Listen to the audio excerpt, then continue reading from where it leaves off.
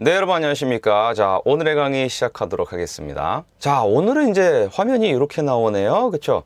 요게 이제 제가 상당히 그 define이라는 동사를 이제 우리가 복습할 때 굉장히 중요한 그런 포인트를 교재에 있는 내용입니다. 그대로 제가 화면에 띄운 건데, 자, 여기서 요렇게 제가 일단 써놨습니다. define이라는 동사를 그냥 하나를 그냥 외워가지고는 되지 않는다. 제가 항상 강조하는 게 언어는 패턴이라는 거예요.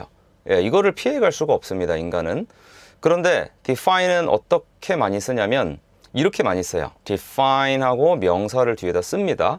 그럼 뭐뭐를 뭐 정의하다, 규정하다 뭐 이렇게 나오겠죠? 그 다음에 요 표현을 진짜 많이 써요. in terms of라는 말. 요거는 아예 요번 기회에 좀 꼭 외워두셨으면 좋겠어요. 이거는 제가 대학 다닐 때 학부 시절에 미국에서 제일 많이 썼던 표현 아마 탑 3 뽑으면 그 중에 얘가 한 1위 될 것 같은데 저는 진짜 많이 썼어요. 뭐뭐의 측면에서, 뭐뭐라는 면에서. 또 우리말로도 이 말 되게 많이 하잖아요. 근데 저도 언어 습관이 좀 그런가 봐요. 그래서 그러니까 이러한 측면에서 뭐뭐를 정의하다 이런 식으로 말을 하는 거거든요. 뭐 이거는 실제 문장을 보시는 게 좋겠죠. 자, 보시면은 주어가 여기 나오죠. The researcher 이렇게. 그리고 이제 그게 여기서는 연구자는 정도 되겠고, 그 다음에 defined가 동사죠. 과거형으로 썼어요. 그러면 정의하였습니다가 되겠죠. 그게 이제 한국어로는 여기에 해당합니다. 그리고 the problem 목적어예요. 자, 얘가 어디 나옵니까? 문제를 정의하였습니다. 이렇게 되는 거죠. 그 다음에 얘 있죠. in terms of를 표시를 해봅시다. 요게 바로 이거예요. 여기 이렇게 나와 있죠. 이렇게. 뭐뭐의 측면에서. 그리고 뒤에 the underlying causes라고 나와 있는데 얘는 여기에 해당합니다. 근본적인 원인 이런 식으로. 근본적인 원인이라는 말을 이렇게 했는데 여러분 보시면 under이 어디 아래고요. lie가 어디다가 이제 이렇게 누여놓다라는 뜻이 있어요. 어디다가 놓다 정도, 그 놓다라고 생각하시면 돼요. 그러면은 어디 아래에 이렇게 누워있는 또는 놓여있는 존재하는 이라는 말로 보시면 될 것 같아요. 그 우리도 어떤 그 문제의 근원을 파헤치거나 근본이라고 할 때 이 한자를 보시면 아래라는 뜻이 깊이 박혀 있잖아요. 그렇죠? 그래가지고 영어에서도 마찬가지로 under 아래라는 말을 하고 거기 깔려 있는 그러면은 보통은 전부 다 우리가 생각하는 근본, 근원 뭐 이런 말이에요. 그래서 the underlying causes라고 하면은 뭐 근본적인 원인들 정도 됩니다. 뭐 영어로는 복수를 썼지만 한국어로는 원인들이라고 안 써요. 원인까지만 쓴 거는 뭐 지금은 이제 너무 안 어색하시죠? 제가 계속 한국어와 영어가 다름을 말씀을 드리고 있습니다. 자, 요것도 볼까요? 자, happiness라는 주어가 나옵니다. 그러면 행복은이라고 여기에 해당하고요. 그 다음에 이제 요건 여러분 뭐예요? 수동태죠. 자, define이 뭐뭐를 정의하다인데 defined 그럼 정의된이고 비동사랑 함께 쓰면 정의되다. can be defined니까 정의될 수 있다죠. 그렇죠? 그게 여기 나오는 거예요.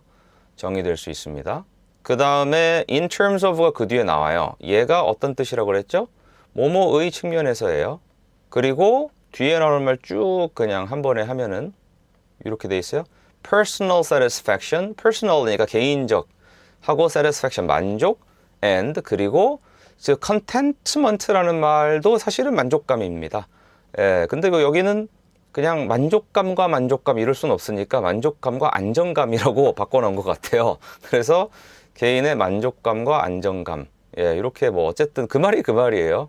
예, 그래서 이제 content 하다라는 말도 뭐에 만족한다는 뜻입니다. 그래서 contentment 그러면 만족감인데 뭐 안정감이라고 표현을 해서 앞에 있는 satisfaction과는 조금 다르게 번역을 했죠.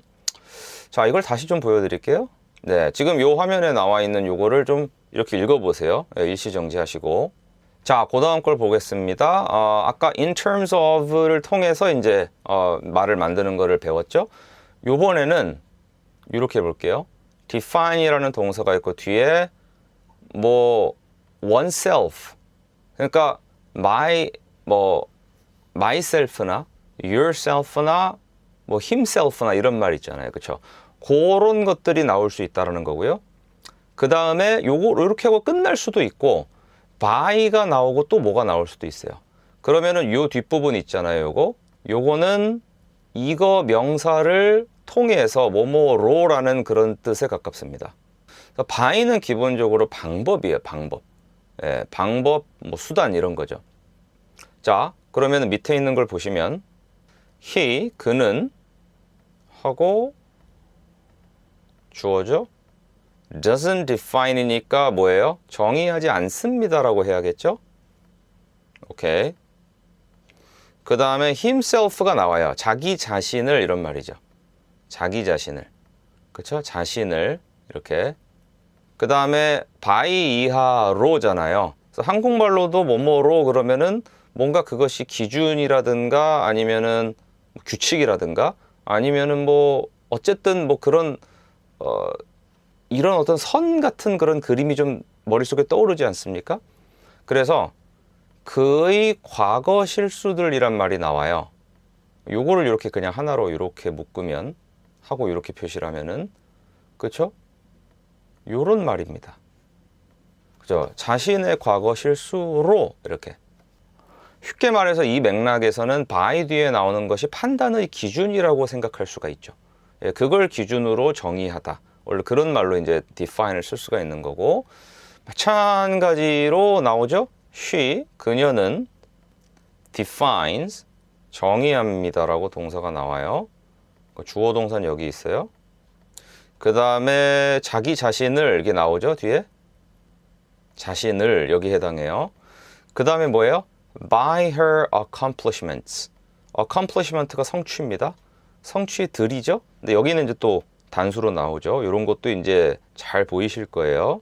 자신의 성취를 통해 자신을 정의합니다. 자기를 정의하는 기준이나 어떤 뭐라 그럴까 지표 이런 것이 자신의 성취라는 얘기입니다. 이것도 이렇게 일시정지하고 다시 좀 읽어보세요. 그래서 제가 책에도 이거를 실어놨는데 이런 뜻으로 by가 쓰인 아주 유명한 표현이 있어요. 바로 이겁니다. Don't judge a book by its cover 이라고 그래서 어떤 한 책을 judge는 판단하는 거죠. 근데 판단하지 말라는 겁니다. 뭐뭐로 판단하지 말래요?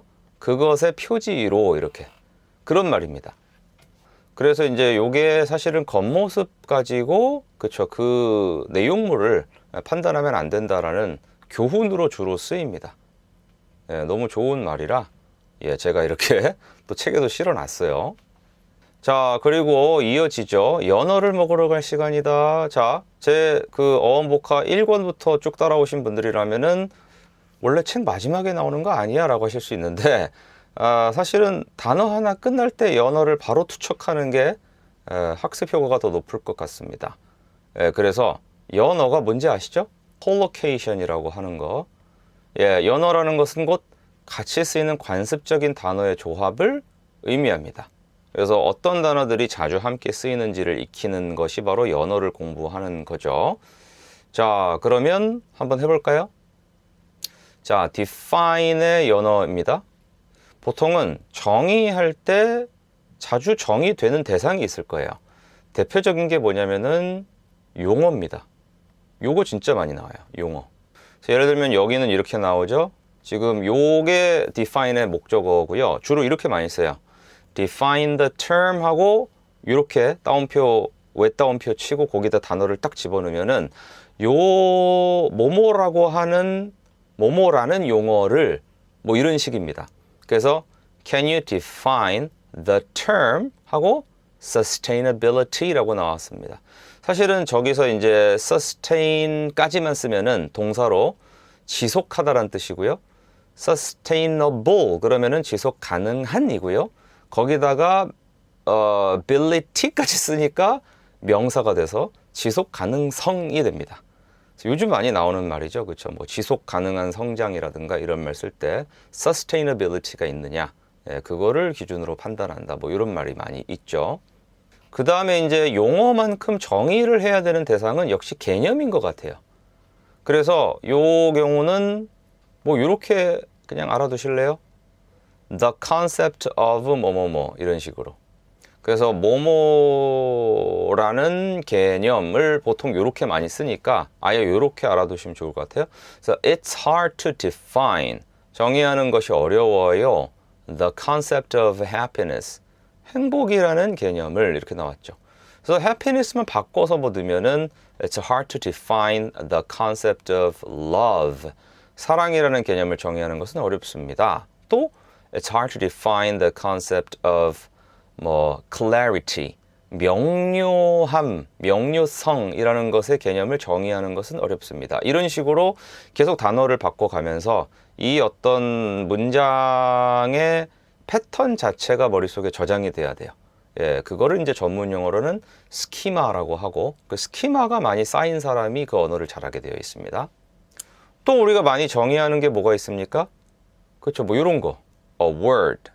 어떤 단어를 정의하죠. 요런 거. 예를 들면 지금 여기도 이렇게 이 형태로 꼭 기억해 두세요. Could you define the word collocation for me? 한번 저를 위해서 collocation이라는 단어를 정의해 주실 수 있나요? 이렇게 지금 우리가 하고 있는 게 collocation이죠. 그렇죠? 연어라는 이런 말로 나왔습니다. 그리고 그 밑에는 이제 파라미터를 정의하더라고 이제 나와 있는데 저거는 좀 전문적인 맥락에서 쓰는 거라서 굳이 여기서 다루지는 않겠습니다. 그 다음에 또 정의하면 좋은 것이 바로 이런 거죠. 경계. 그렇죠? 예, 그래서 보시면 이렇게 나오죠. It's important to define the boundaries. 경계를 정의하는 게 중요합니다. In any relationship. 어떤 관계에서든. 즉 서로 넘지 않아야 될 그런 선이나 그렇죠? 서로가 들어가 줘야 되는 선의도 있고 뭐 그런 거겠죠. 자, 그런 거를 정의하는 게 중요하다는 얘기고요. 그 다음에는 이런 것도 있어요. objectives 이렇게. objectives가 쉽게 말해서 이제 목표입니다. 그래서 문장이 어떻게 나와 있습니까? Before starting a project, 프로젝트를 시작하기 전에 we should define the objectives. 우리는 목표를 정의해야 합니다. 목표를 정의한다는 것은 목표가 뭔지 분명하게 다들 알아야 된다는 얘기죠. 예, 엉성하게 추상적으로 알지 않고 그와 마찬가지 뉘앙스로 a problem, 문제를 정의하는 것도 그런 말입니다. 그래서 여기서는 problem이 앞에 한번 나왔기 때문에 그 defined는 it으로 바뀌었는데 in order to solve any problem, 어떤 문제든 해결하기 위해서는 we first need to define it. 먼저 그것을 정의해야 합니다. 그래서 정확하게 문제가 뭔지를 다들 알아야 된다는 얘기죠. 이렇게 발려가지고 다 이렇게 발라내서 어떻게 문제가 뭐고 이런 거를 다 봐야 된다는 얘기죠. 그 다음에는 뭐 이런 식으로 나와요. 아까 define a term이란 말은 한번 나왔었잖아요. 근데 그 뒤에 어떤 말이 주로 많이 붙느냐? clearly란 말 참 많이 붙습니다. 왜냐하면 용어를 정의할 때 어떻게 정의하면 좋습니까? 애매하게? 아니죠. 명확하게. 예, 그래서 이제 it's crucial. crucial이란 말은 important와 비슷해요. It's crucial to define a term clearly before starting the discussion. 이런 식으로. 그 다음에 컨셉 같은 것도 뭔가 이렇게 명확한 개념 말고 좀 넓은 개념들이 있어요. 그래서 앞에 broad란 형용사가 좀 나오는 편입니다. 예를 들면은 freedom, 자유 같은 말은 되게 뭐라 그럴까 손에 안 잡히는 개념이잖아요. 그래서 it can be challenging, 좀 이렇게 어려울 수가 있어요. To define a broad concept like freedom, 자유와 같은 like a broad concept, 넓은 개념을 정의하는 것. 그 다음에 이제 단어를 정의할 때는 주로 안 익숙한 단어를 정의하겠죠. 그래서 요런 게 나와 있습니다. 요거는 정확하게 이게 그래서 무슨 말인지 저도 몰라요. 알 필요도 없고요. 알고 싶지도 않습니다. Could you please define an unfamiliar word like pneumon-ultra something like that. Okay? 이런 거예요. 보면은 이제 계속 define이라는 그 말과 어울리는 부사가 또 이렇게 또 나오죠. 그렇죠? 그러니까 요런 게 연어의 힘입니다. 자동으로 이제 나중에 이 단어를 보면은 뭔가 이게 좀 자연스럽게 어울린다는 느낌이 들면은 그러면 성공하는 거예요. 일단은 뭐 나머지는 뭐 이거보단 덜 중요해서 거기까지만 하겠습니다. 네, 자, 이렇게 해가지고 define이라는 단어를 이제 마지막까지 다 봤습니다. 지금까지 이제 define에 관련한 내용들 한번 좀 복습을 해 보시고요. 그 다음에 이제 넘어갈 거예요. 다음 단어로. 다음 단어가 아마 derive였던 것 같습니다. 자, 그거 나오면 또 새롭게 한번 시작을 해보죠. 자, 여러분 쭉 같이 합시다. 감사합니다.